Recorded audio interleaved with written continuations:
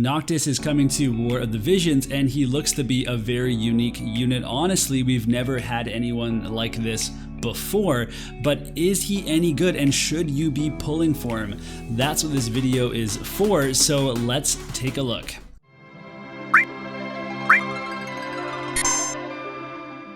Before we get into the video, let me just remind you how this is going to work. I'm going to go over the general idea of Noctis's kit, talk about the things that he can do for your account and what will make him so special if you were going to pull for him. I'm not going to break down every single skill that he has, so if you want that, go ahead and check out warofthevisionscalc.com as they have all of the details for that. And while you're doing stuff that I'm telling you to do, go ahead and subscribe to the channel because that helps me out a lot. Let's start by talking about the gameplay style for Noctis so you know what type of unit he is. He is a 90 cost Earth unit, and his main job, Prince of Lucis, will allow him to deal slash, strike, and piercing damage, all physical scaling. He has a bonus attack called Weapon Call, but more on that later.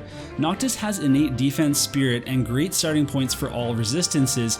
Paired with his Spellblade subjob, he can become a very powerful bruiser. Noctis also has access to Shikuchi for +1 move and jump, and he also has abilities that allow him to teleport around to his enemies and to his allies, so he's going to be a very mobile unit. He also has utility in the form of defense and attack type breaks, as well as things like 100% hit, barrier breaks. Let's talk about the weapon call mechanic for Noctis. This is an extra attack if you've cast the buff Power of the True King. It will happen anytime you use a skill. It will then add on this non-types, non-elemental magic scaling attack. The potency is 121 times, and Noctis's magic is not that great, so it's not going to be a very strong skill. This attack happens as a separate instance, so that means that it actually works through Guts and Re-Raise because the damage comes in from the first skill, Guts or Re-Raise will trigger, and then this attack will happen. It also doesn't break a chain because it's happening afterwards, and then it will also be an additional charge breaking a barrier unless you're already using his barrier breaking skill. I also wanted to talk about Noctis's TMR because it's really good. This is the Prince of Lucis combat uniform. It's a cloth armor, which is sometimes not the best to have an armor as a TMR, but it gives a good amount of HP, some defense, and some spirit. But then the TMR ability, oh man, this is the best. So it has an AP auto restore. This thing has 2 casts, and it also puts Protect on for a 25% reduction in physical damage. I really like this TMR, not specifically on Noctis, although it is good for Noctis. He wants that AP, and the Protect is good, but this is good for a lot of different units, so definitely a reason to pull him, just like with Halloween Rivalry, you really want his TMR. I don't think it's going to be on quite on the same level, but it's definitely a very, very strong TMR. Next up, we'll talk about stats, and with Noctis, one of the big things here is his low attack. So his 473 attack is the 44th in the game. It's definitely on the low side, but he does have very high HP. It's 4,216, which is about 1,000 less than a lot of tanks, so that's definitely a high amount of HP. His agility is fine, and the rest of his stats are just okay. His AP amount is the same amount of Tifa and 2B, so if that means something to you, then that's great. Now, if you want to talk about taking him from 115 to 120, there's no major stat gains except for 445 HP, and HP is important for him as a bruiser. Now, if you go to 115, you will miss out on his barrier breaking skill, which is pretty useful, and it also happens to be his height range 2 skill, so you lose a bit of range as well that his kit otherwise doesn't have. He will be usable at 115, however, the best course of action is to take him to 120. Okay, let's talk about all this utility that Noctis brings on his kit. He's got 25 innate defense penetration on his master ability, and then he has a 30 defense break on his shift break skill, so he's going to be able to get through people's defenses and even open up units for your allies to deal more damage against them. He can also break people's agility, their attack, their magic. He has a CT reduction skill as well, and then his limit burst is pretty crazy. It imperils slash, pierce, and strike resistances by 25%. We also have that barrier break, a 100% hit attack, all these different things that he can use, and some chaining utility as well for PvE. So he looks like he can do quite a bit, even though there's some weaknesses in terms of how strong is he going to be. Noctis is also going to have a ton of survivability, which is one of the most important things in War of the Visions. So he has a passive ability that gives him 12% to all elemental resists. He also has 20 defense and 20 spirit buffs on, for TP skills on his main kit. And then we have magic resist and magic barrier on his Spellblade sub. Also, he has 45% damage reductions for either magic or physical damage, depending on which counter you want to pick. General good resistances and innate defense and spirit plus some good HP are also reasons why he'll be able to survive. And then finally, he has a teleportation skill that applies a 1500 HP barrier on him when he lands, and that's going to be pretty important too. Alright, now it's time for some fun facts. Noctis is immune to Immobilize and Berserk. He can equip swords, and there is going to be an event weapon for him that has 20 slash resist penetration. This is the Engine Blade. It's also going to have some attack and some magic to help out that weapon call ability of his, so it's definitely something that you want to craft for him. He's also going to be a great PvE unit specifically for raids. He has Imperils, Breaks, and Chaining abilities, CT down, all this stuff that's going to make him a useful unit in a bunch of different raiding parties. Noctis's Limit Burst has a 200 times potency and a 25% slash, pierce, and strike resist Imperil, which takes place after damage. It has a 43 AP cost, which is expensive, so we definitely want some sort of AP refresh on him. And you definitely want to level this LB for the increased Imperil and for the increased damage. Now that damage is important for Noctis specifically because this is his only 200 times mod on his entire kit. The range is very short at 3 squares, and the range height is only 1, so he does have to get in close to use this, but again, he's got great mobility and his teleportation, so he's not going to have a problem getting close to enemies, and he can survive damage, so he should be able to use this a fair amount.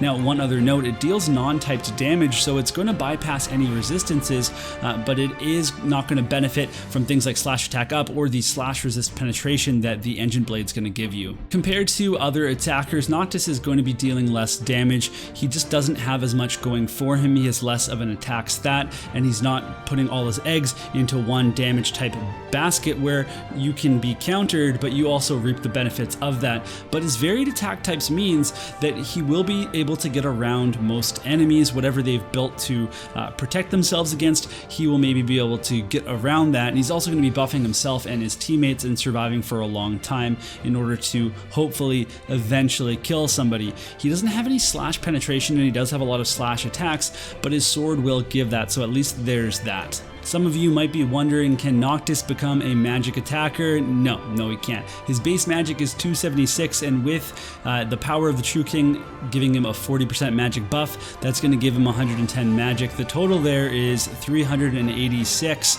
It's not very high. Magic is important for the damage of weapon call, but don't go thinking that his taunting spell and stone blade are going to be massive damage dealers for you. Alright, we've got to talk about the pros and cons for Noctis. He has quite a few pros, lots of utility, the 100% hit, the barrier breaks, the imperils. He is very durable against physical and magic attacks, depending on how you want to build both his equipment and his AI. He's very, very mobile. He's going to be great for raids. He can go into various parties. He doesn't have to be in Mono Earth. He can fit into rainbow teams quite easily, in my opinion. Now, he does have some cons as well. He has a low attack stat. His damage is going to be lower than other damage dealers. His team buffs and teleportation makes him hard to figure out AI wise, so be prepared to do some work there.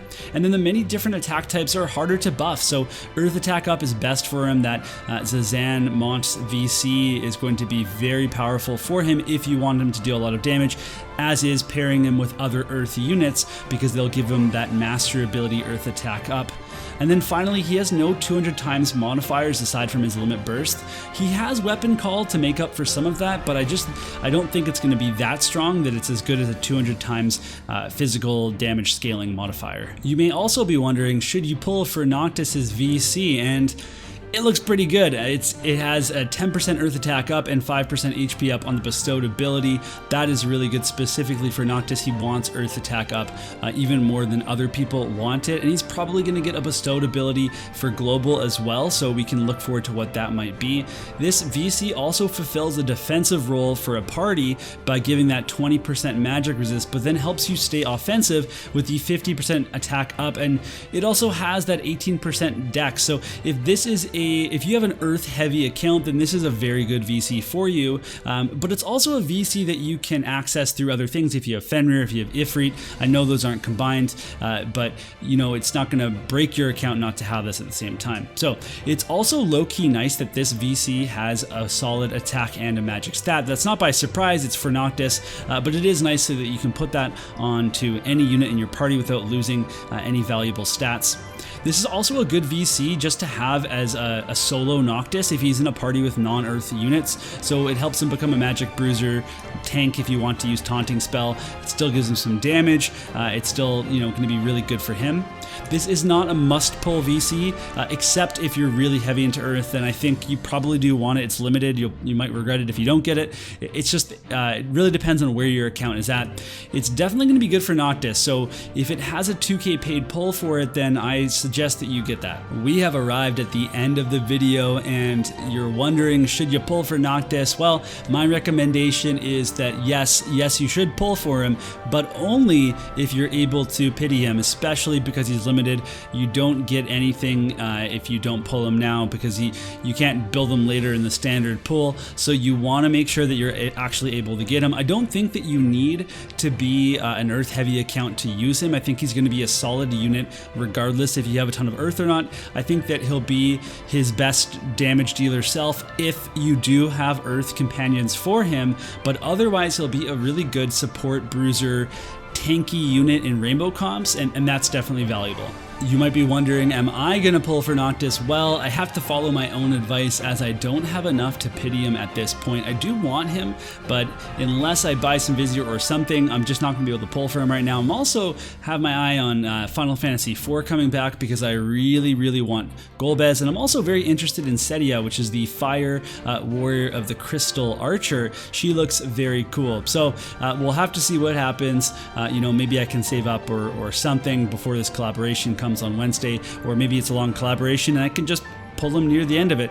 Either way, I'll keep you posted with another video. So that's going to be it for today. Thank you so much for watching. Let me know in the comments below if you are excited for Noctis, or maybe you're going to be building Prompto or Irenea. So we can discuss, and if you want, join us on Discord as well. The link for that is in the description. Until next time.